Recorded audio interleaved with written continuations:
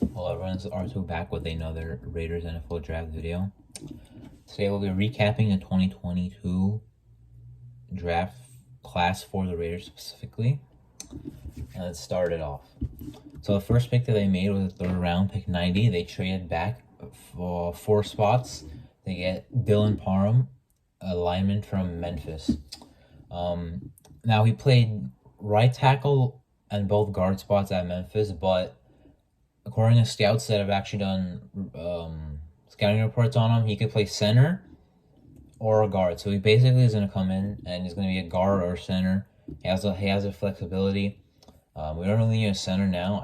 Maybe they don't believe in Andre James, but like even he played like an above average center after the bye week, in my opinion. If he was gonna play guard, Denzel Good's a free agent in 1 year. They might move Leatherwood back to the right tackle. I don't think John Simpson should be a starter, so yeah, Dylan Parham can definitely play one of those spots. But we'll see what happens year one. Like they drafted him for his versatility, not because they have a specific hole that they said we want to fill. Because he probably won't be the right tackle. So, we'll see what happens in camp, and we'll see which position he plays and what he does in year one. But he's definitely talented enough to start at least by year 2, maybe year 1. I haven't watched much of his film, but I know he's a better pass protector than a run blocker, from what I've heard. And I also know that he played left guard mostly in college, most recently right guard. But we'll see what he does. Next, in the 4th round, they took Sammy White, running back from Georgia. So he split with James Cook, who went to the Bills in the 2nd round. James Cook was more of the pass-catching guy. Zamir White was more of the power back / like spell back kind of, but he's not really a spell back. He's more like Josh Jacobs, a power back. His pass-catching ability is he didn't have many opportunities. His pass protecting isn't great though, so it makes me think he's not going to be a third down back. But if Kenyon Drake is a spell back and Josh Jacobs is the power back that starts, I don't know what Zamir White would do in his first year. But I guess he'll get some work, and if Jacobs is gone, then he'll be the replacement for Jacobs. And watching his film, he kind of looks like Josh Jacobs out there. So maybe that'll be the replacement. The Patriots, they did used to get running backs from Georgia late in the draft. Sony Michel, there might be some other ones, but that one comes to my mind right away. But yeah, I think he can start eventually in the league with us. And with how loaded the running back room is, we'll see what his load is in year 1. But there's a lot of guys there that can do something. And, he has a little extra going with him because he was a draft pick by ours this year. But he's going to have to work to get on the field. But that was that pick.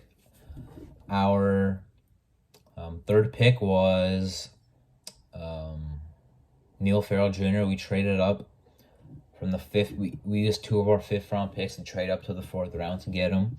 I was really happy about this pick because we needed a defensive tackle, and he's a nose tackle, very experienced. He's a senior, and Hankins is the current nose tackle starter. There's Andrew Billings as a nose tackle, but this guy, watching him, he stands his ground. He never gets moved back. He's a true nose tackle, so he's gonna be good for you stopping the run, and he can provide some pass rush as well. But he's not very athletic. He's got a thicker frame. He's not, much of a lateral mover, but he definitely isn't someone that you need to have on a everyday defense. Nose tackle that will always blow up plays, especially in the running game.